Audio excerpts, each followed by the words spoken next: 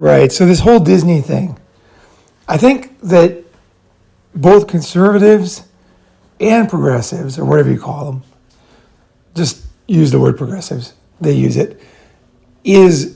Both groups are wrong about this one, and I want to give a new perspective to the Florida thing, to the bill in Florida, the Don't Say Gay bill, and for anybody listening who's not American, like that is here, you'll think this is like politics in America. It's not. It's totally fucking not. Here's the deal. Here's what I think.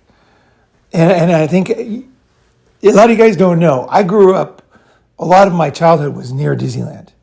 So I grew up in, we moved to Southern California when I was in fourth grade, third grade summer. And it was right near Disneyland. So Disneyland was $4.75 at the time. And we could afford to go to Disneyland. So we would get a pass, like to go to Disneyland, right? We'd get $5 somehow, go to Disneyland, have our parents drop us off, and then I brought a box and I would sit near the exit, and then I would ask people, "Hey, can I get some tickets?" Because back then it wasn't a pass back then. Back then there was tickets. There was E-tickets and A-tickets, and there was all these different tickets for different levels of rides, right? E-tickets were the best, right? E-tickets were like Space Mountain and, these type of things, right?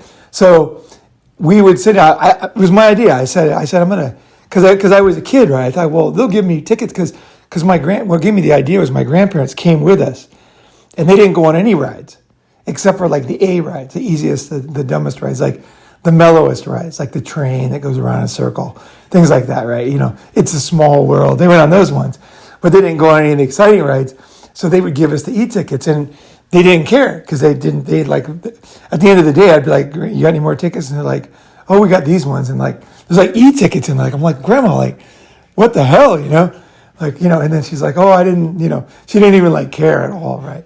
And so anyway, so then I thought, well, there's probably other old people like my grandparents. So I'll sit by the exit and I'll ask for tickets. So that's what I did. I went to Disneyland one day, and it was like as they were closing, got my box. I stood up right where the people come out. So I kind of pressured them, right? Because they're kind of coming out. And then they'd already left Disneyland. So they go through the turnstiles. And I'm like, "Hey, do you got any extra tickets?" And I'm like a little kid there with a box. So everybody would give me their tickets. So I got like a pile of fucking tickets, right? And a lot of them were good, right? So then we go back the next day, and then we'd pay the $4.75 and just ride rides like fucking superstars, right? Like billionaires, right? So anyway, and I love Disneyland, and I was really into the stories at Disneyland. I was into the stories, like the timeless stories, the humanity.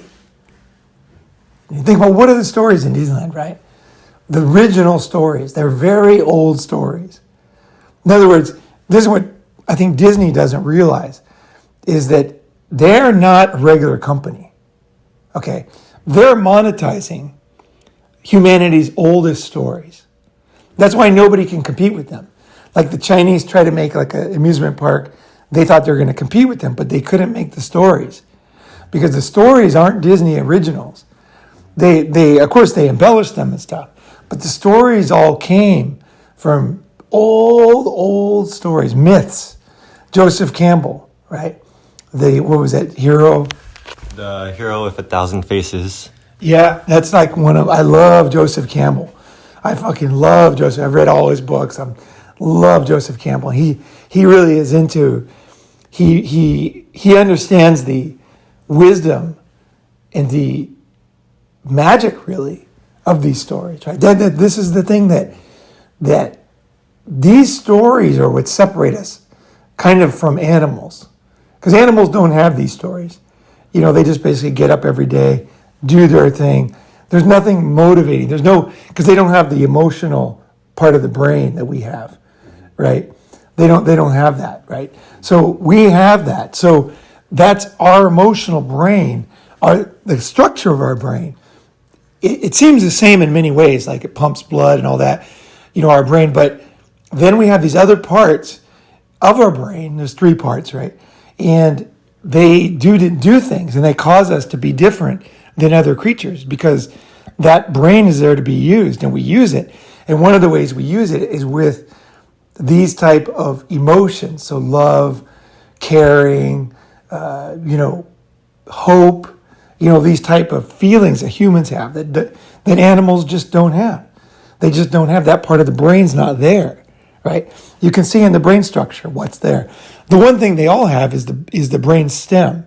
So the brain stem is on top of the spinal column. There's like a brain stem, and that's the most simple brain. That's like your instincts. So like alligators have those. That's what they have. That's all they have. And so that's why they're so unpredictable, because they're just instinct. So they're just going to sit there and look at you until they just do something instantly. There's no second thoughts. There's no emotions. They're not worried about your feelings. They're just totally going to just, like a machine that suddenly is turned on, and that's when you get into these type of stories, this mythology and human, which goes through human history. That's kind of what we celebrate when the left talk about different cultures and stuff. They're talking about this type of stuff, like the myths that keep everybody going, right? So that's what Disney basically is. We allow them, all of us that give money and watch Disney and everything, we kind of quietly allow them to monetize these human stories, right? And the reason why we do that is because they do a good job.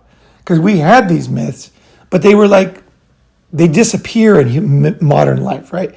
We kind of need a company like Disney to kind of like present them and to remind us of stories we don't know, right? There's other stories we find out from other cultures in Brazil and in China, and then we find these stories out, and then like the mainstream of other cultures finds them out through Disney stories.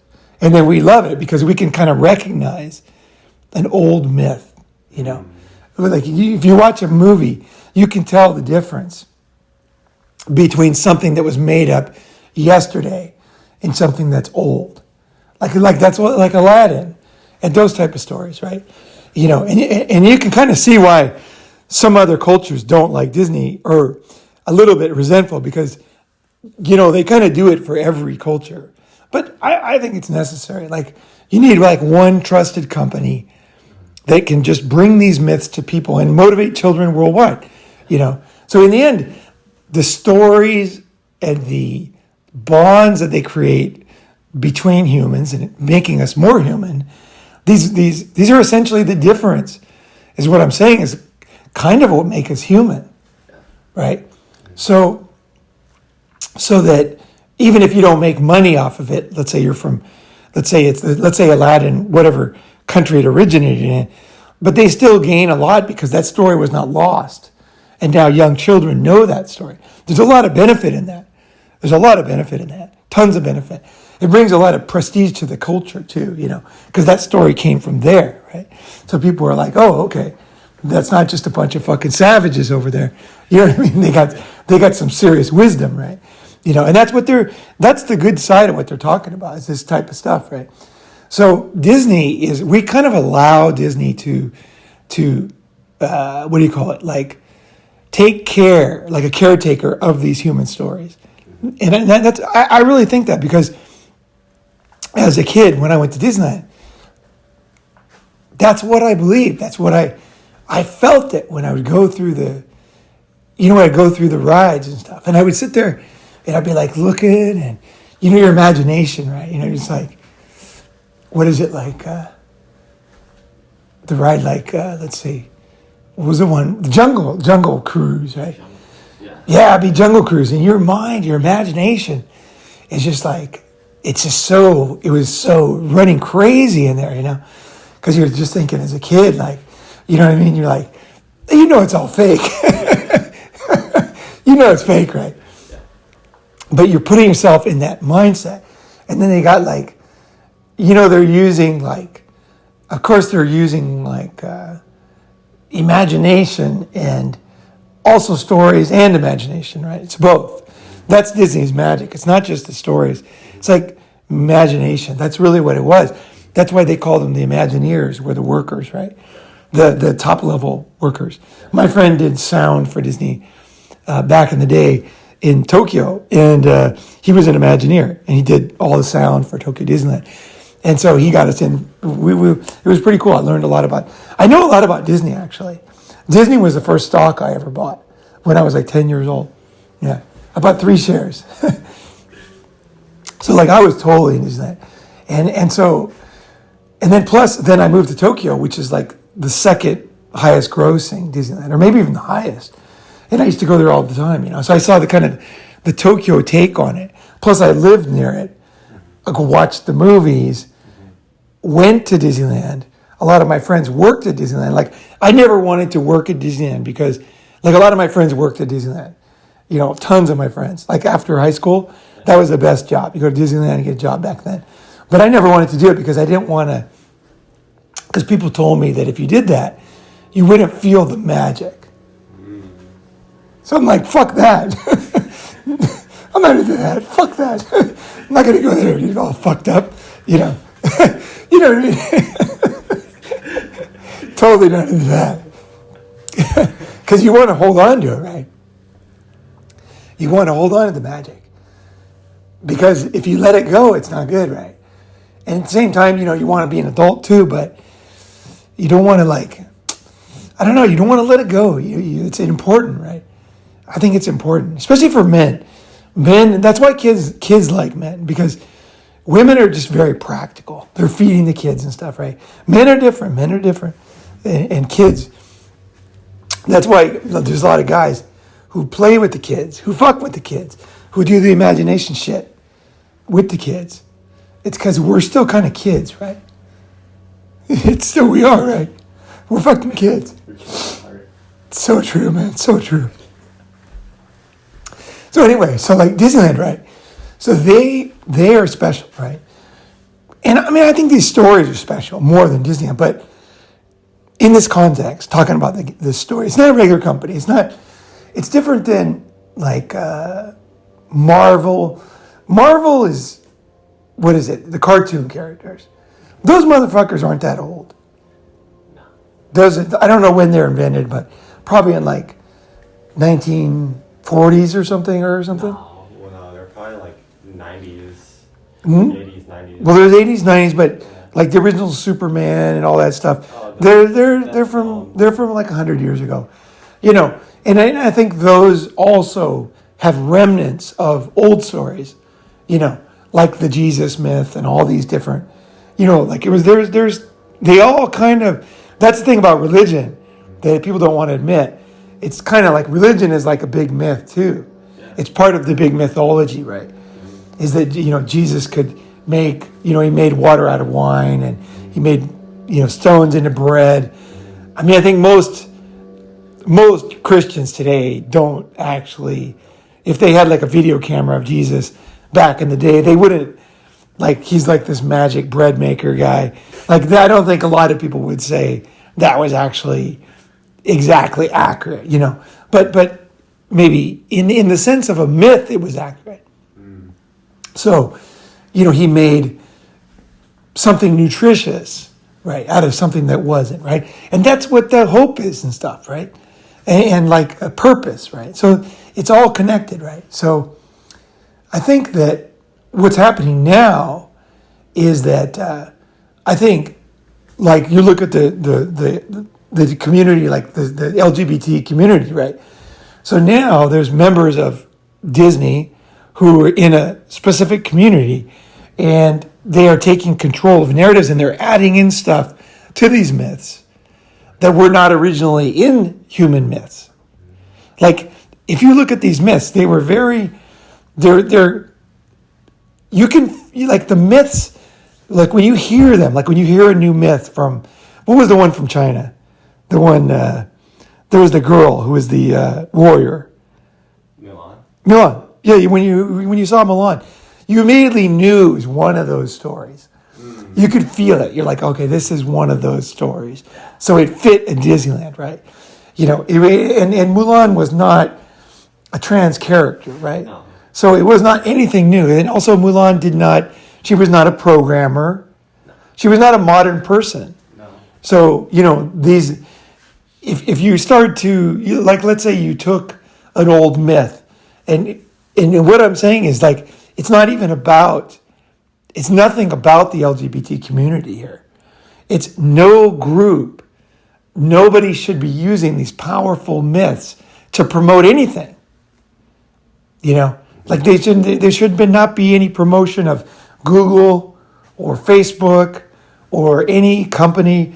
I mean, they have to make money, and obviously they sell toys and stuff. So there is some inherent contradictions in it. But I think it's kind of like, I think humans can handle that. Like we can feel what's right and wrong. Like, you know what I mean? We're like, okay, they make a big park. They charge you to go there. That's fair, because you can go or you can not go. And then if it's a good deal, you're going to go. If you feel like it's worth it, right? So I think charging admission, I'm okay with that. I don't think they should be offering the park for free. I mean, even if they could, I think it's worth the money, to go to these parks, right? That's why I used to go, And even in Tokyo, I used to take girls, I'd go to Disneyland. It's a great place to go in Japan. And mostly because the Tokyo people, Japanese are the best Disney clients of all. They're the most enthusiastic. I went to Disneyland in fucking Anaheim. One of my friends, he said, you love Disney as a kid, and I'm going to take you to Disneyland. So he's like, you got me a ticket, and we went. And then we were in line to some ride, and there was this guy, and he was in a fucking wheelchair, and he was wearing a Vietnam Army vest from the 70s. And he was talking about getting wounded in line. And he was one of these guys that just, these guys, they just never change. He's got long hair, straggly long hair. He's in a wheelchair, and he's talking about Vietnam and Disneyland. And it was so lame and disgusting to me. Like, I wanted to kick him out of Disney. It's like Disneyland. When you go to Japan, they got the girls got the Disney ears on, big old fucking smile. They're doing the peace sign, taking pictures. They're going on the rides. They're laughing. They're smiling. Disneyland's a happy place. It's not death and war and politics. It's a break from all that. You're in the world of imagination. You don't need this guy. I mean, everybody has a right to their history and all that, but shut the fuck up here. You know what I mean? It's like, that doesn't belong at Disneyland. And I feel the same way about these different groups that are trying to promote their agenda. It's like, it's not that they can't, I don't think any group and people want to do whatever the fuck they want to do, but Disneyland's not the place to do that. And I remember that guy, I'm like, get the fuck out of here, I was thinking, And I thought, man, that would never happen in Tokyo, It's like Japan has a better idea of Disneyland than we do.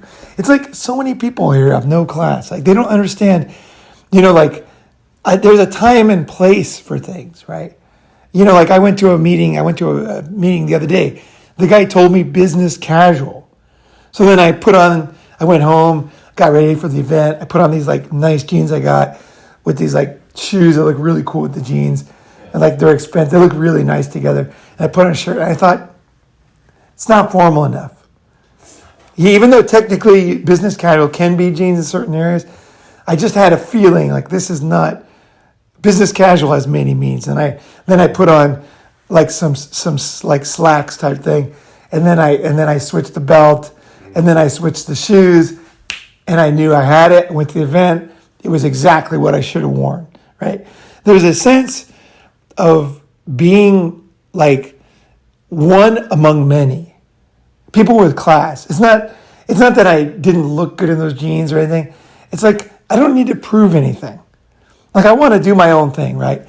But at the same time, that's the thing. It's like you're Ronin. You're totally fucking doing what you want. But at the same time, you have class. You know what I mean? Like fucking class. Like fit in. If everybody's going to a wedding, like, and they tell you to wear black, wear fucking black. You know what I mean? Or wear like as dark a blue suit as you can, right? If you can't afford a black suit, you know what I mean? If you got a blue suit, I'm not saying you have to, put yourself in debt or anything, but like have class like the Japanese. There's one thing I learned in Japan was how to have class. Americans, like, I think they don't teach us anymore. It's like there's really something about not being the guy who's like talking super loud in a group, who's always having attention on himself, who's like always standing out. You know what I mean? The girl who wears like a low cut shirt to a wedding, You know, it's like, that's fine. There's a place for that, but not a wedding. When you're not getting married, when you're the bride, you really can wear whatever you want. It's your day. Now, of course, you are defining yourself, same time, right? But it's your day, right? And so no one's going to say anything. It's fine, right? But, again, you might guess that I don't really agree with that either, but I don't think it's cool I've seen some really sexy wedding outfits, and I just think you need there's a certain respect to show to things, right? At the same time as you're totally yourself and you're absolutely above it all. Here's the thing. I think a lot of people in America, they buy big trucks, they talk loud, they carry whatever it is that makes them seem tough and rough and all this stuff because they don't have any power. So when you have power as a man, when you walk with power, right, you don't need stuff. See, you don't really need it anymore. The reason why they're doing it is because they don't have the confidence that they should have, right? So there's these outside things. So it's a balance, right? When you have that confidence, you really don't need to really, you know what I mean? There's no need to really stand out that much, in many ways, And you can just kind of be a man among men, a friend among friends, I think that's an important thing that is kind of part of this whole thing, right? Because it's not just Disney. It's the people that go to Disney. It's everything, right? It's like, we're all here in this journey, right? You're going to Disneyland. You're making shit for Disney. Be that guy that is like understanding what this is all about, right? What is Disney all about? I think that's the main problem with these groups, is that people are not understanding what it's all about. Where does the power come from? It's not theoretical. It's like you can see it in the money, how much Disney makes, that there's a real need for this. There's a want, there's a yearning, there's a hunger. Children have it. Parents want their children to have that kind of magical feeling about life, because they know life is hard, right? But they also know that these beliefs and motivations and hope and these things, they can really get you through some tough times, right? It's not like it's not some fantasy bullshit. It has very real meaning at times, right? So I guess that's important to know too. Yeah, these things can carry you through shit, when something really big happens. And also, like, childhood is a big thing, right? They can carry you through childhood because, a lot of kids go through tough stuff, right? But they got this kind of, you know what I mean? They got this kind of, there's this, what do you call it? Like, there's an ability that the children have until a certain age where they can just kind of skate through stuff, even if they have like abusive parents or whatever. They don't really deal with it when they're young. It's not till they're about 40 is when they start to deal with that stuff. So it's because the kids, something bad happens to the kid. Let's say the parents are abusive. The next day, the kid just goes to school like normal in many ways because they've done a lot of studies on this. It's the children's brain. It's a survival mechanism. And so I think it's all part of this. It's this ability to navigate life, to get you through, right? So I think that no groups should be taking advantage of these things. And also, I think that the people that work in Disneyland, I think should come together and say, what are we doing here? Like, what are we losing our fucking track here? They should always be saying that because even if they're overcharging people, that would be a fucked up thing to do. You know what I mean? There's like a limit. You're on the leash of humanity in some ways. It's not like if Hershey goes bankrupt, another chocolate company is just going to come. But Disney, at this point, kind of owns these stories. Nobody could make a Mickey Mouse. You know what I mean? Like there's all these stories now are kind of they're like, because of patents and all, and also in people's minds, a lot of these stories are kind of owned by Disney now. If Disney went bankrupt, it would be a bad thing for these stories. Like at this point, it's kind of a difficult situation. So I want Disney to succeed. I want Disney to continue, but it's not going to continue if people don't understand what's going on. I think that people should stand up and say, hey, it's not like, I watched the Ben Shapiro thing and he's saying like, hey, parents need to this and that. I think it's the kids, it's the kids, it's the dreamers. It's not the parents. Fuck the parents. The average parent, I don't know. I think it's Disney's for the dreamers, right? And for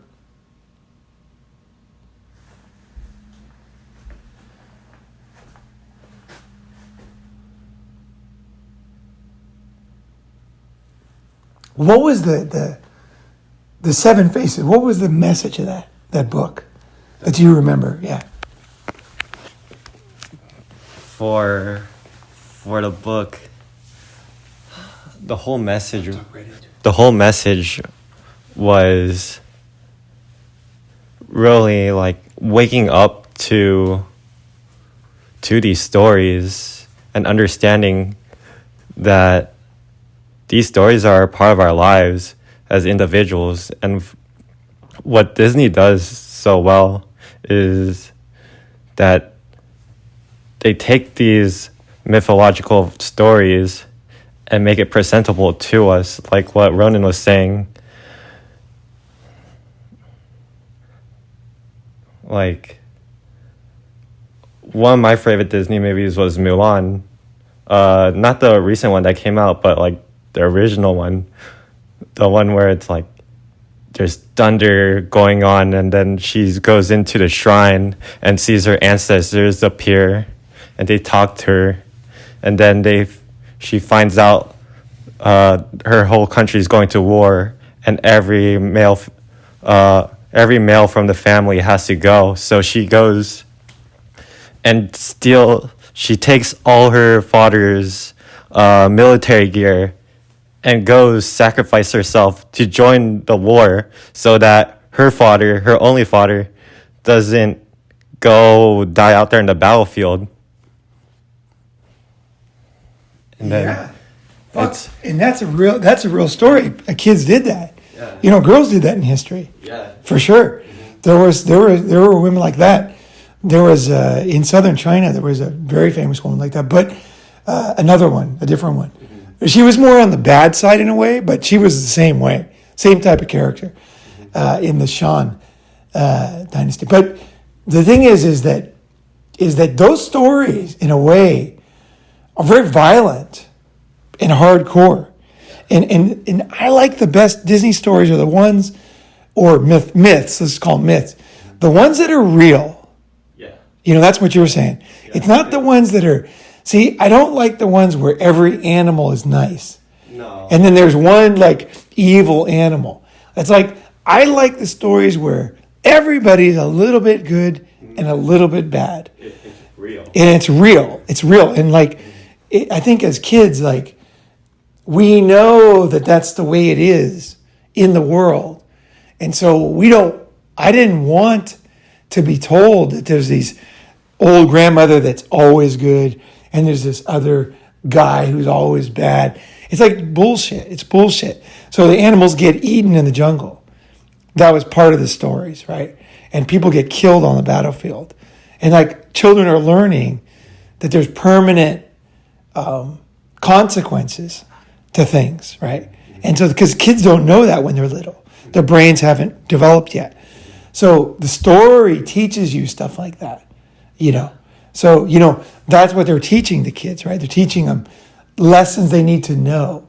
And also it's to protect themselves, from things, right? From evil, from people that do have ill will for you, right?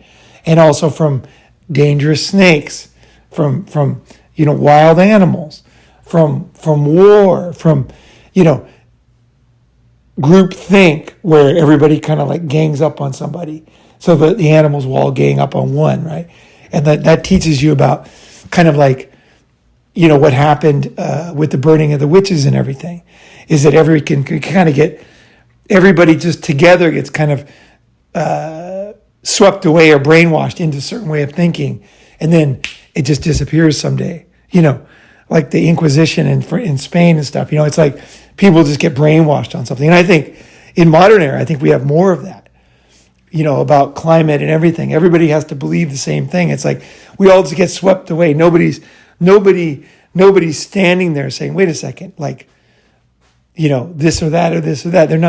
There's no way you can stand up against the wave by yourself, because you're going to be canceled, So I think these lessons, they teach you how to stand up. They teach you how to accept difficult realities. And I don't like, I think you guys can guess that. I don't like the ones where it's just too happy. Where like every time, and I never liked this one thing, is that since the 70s, right, with all the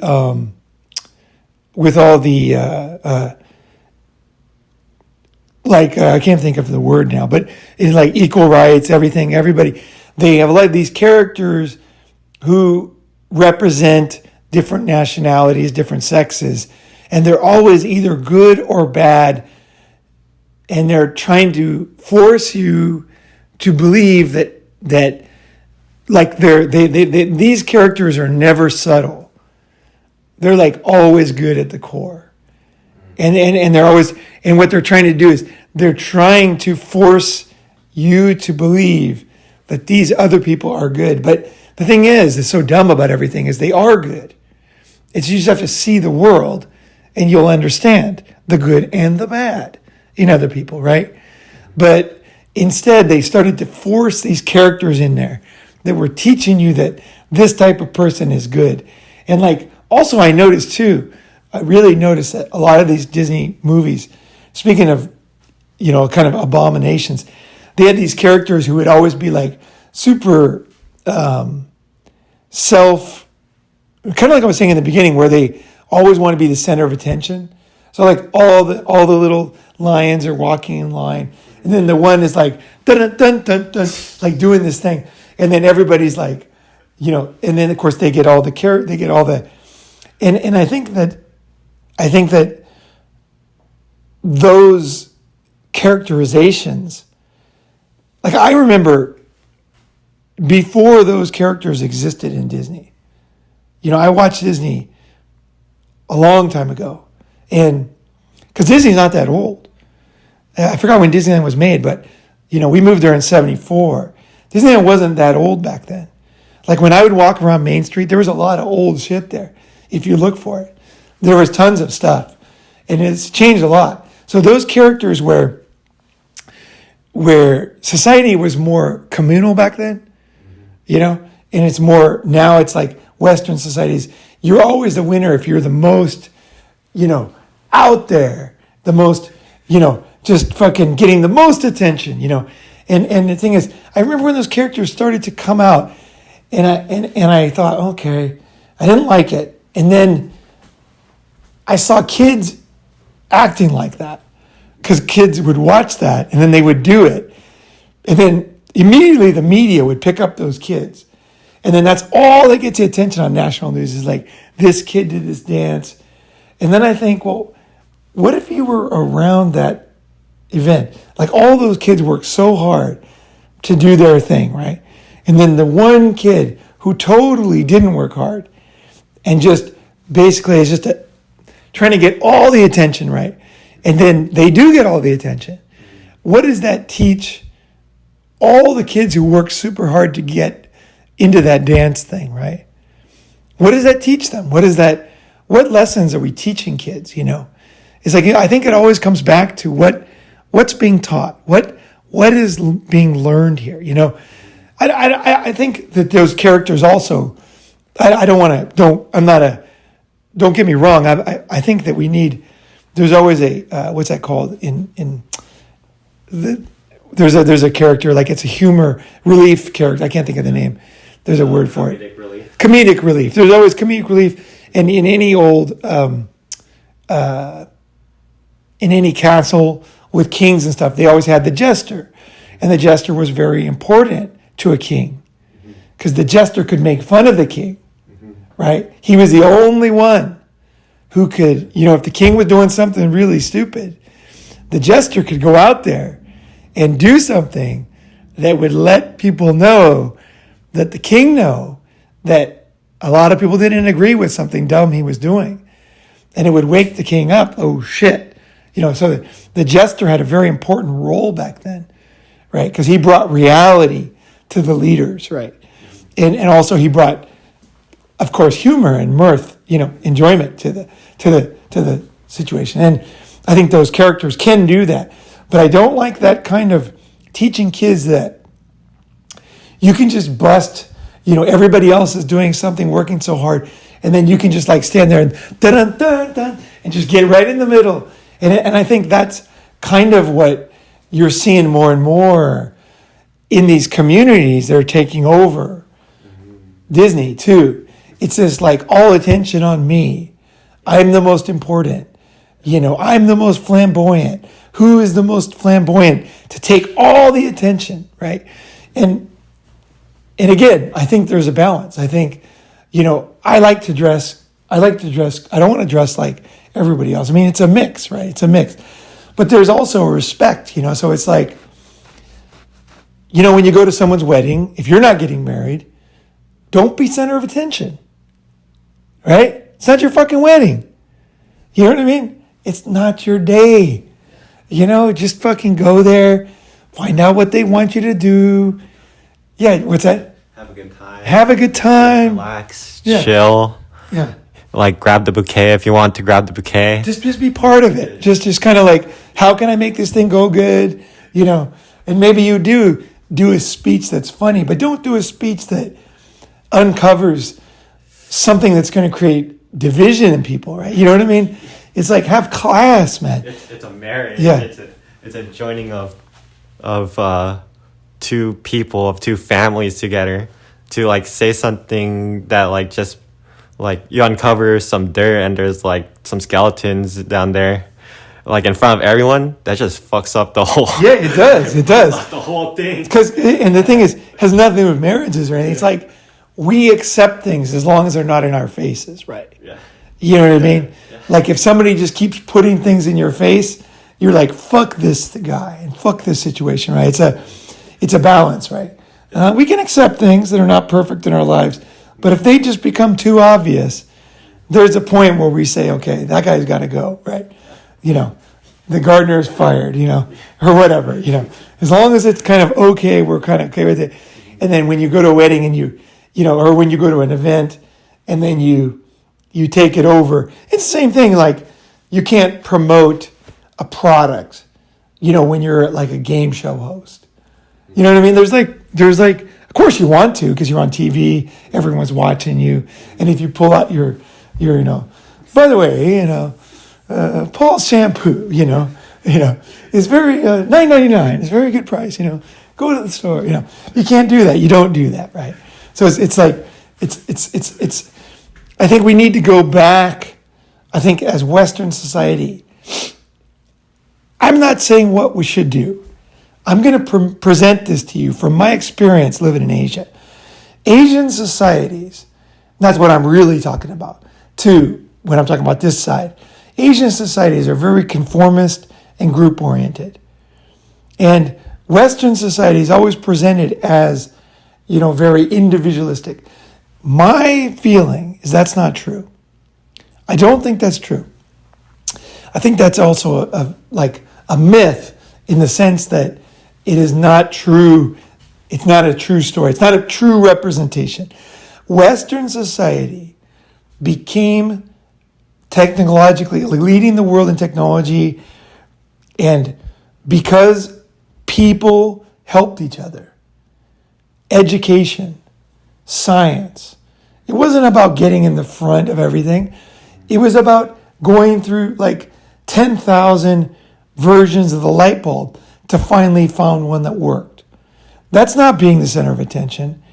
That's the opposite. It's like, you got an idea? Who gives a fuck? It doesn't work.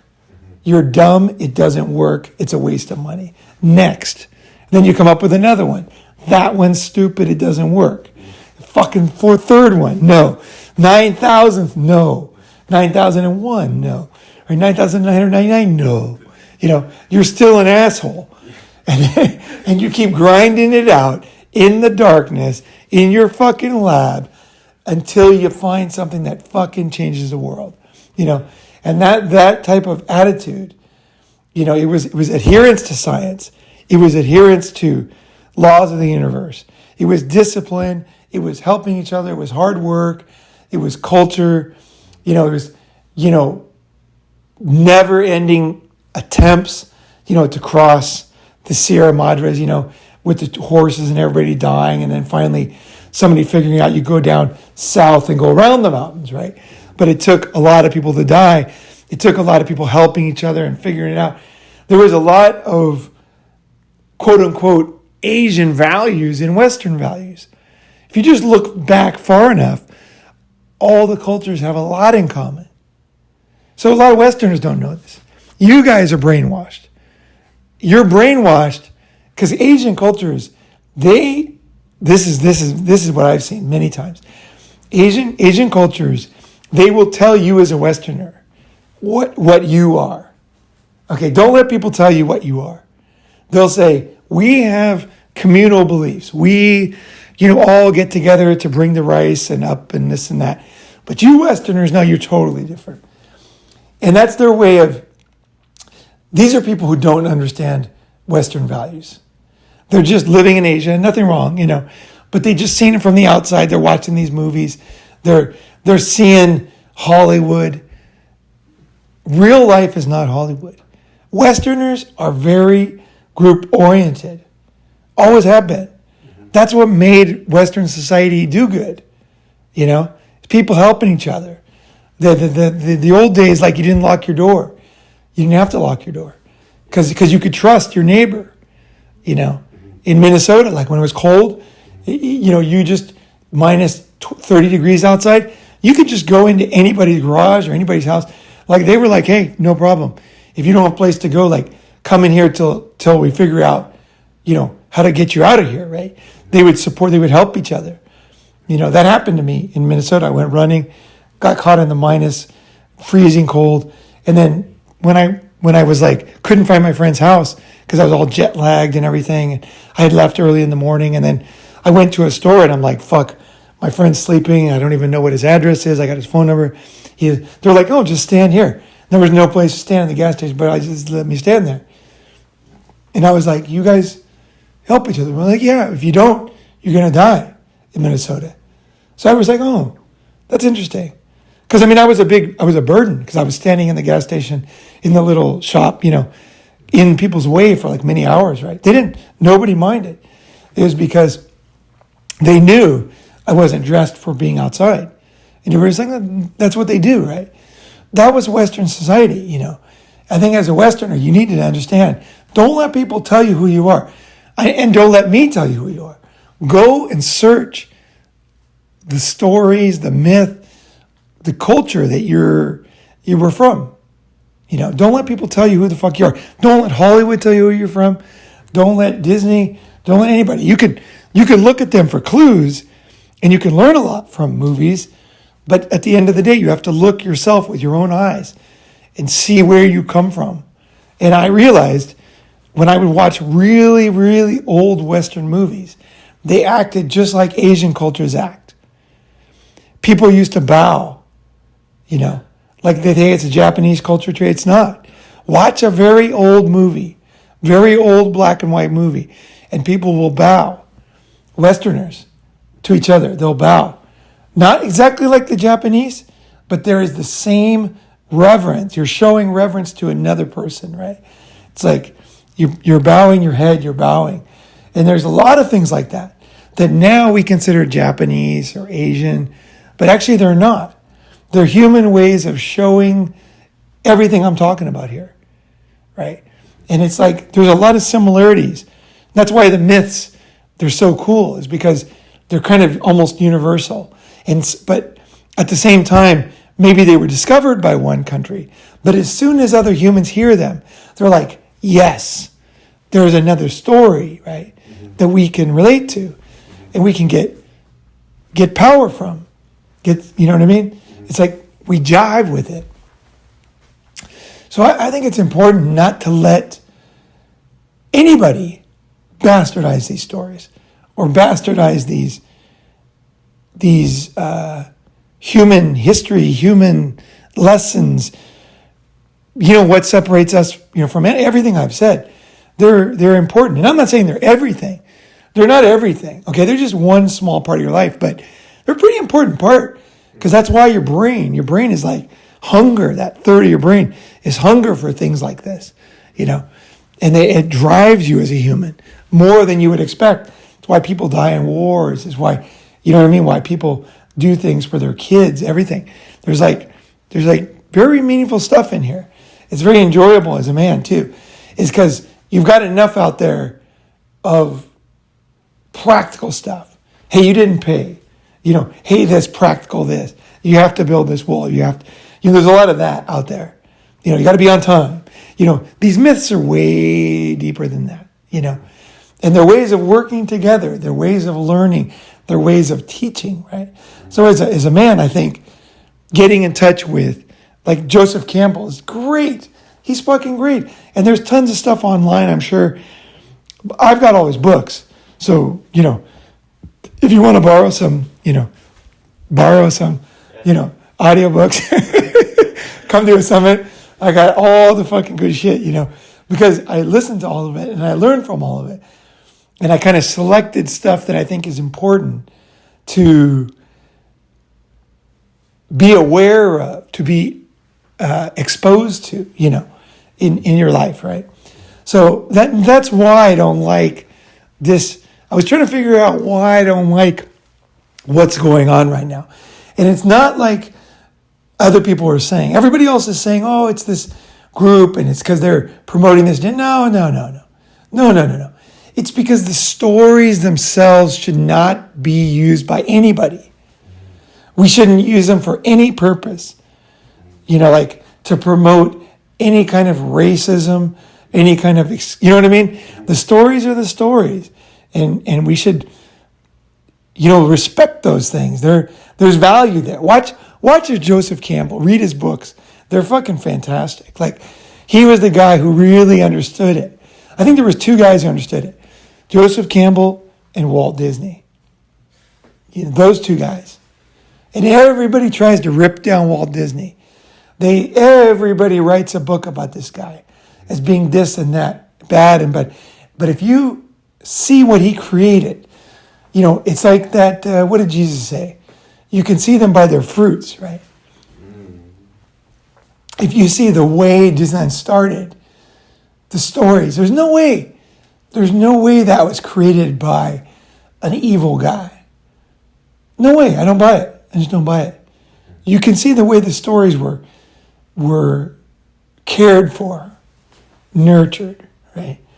You know what I mean? It wasn't about money. Like, Disneyland was a crazy idea, dude.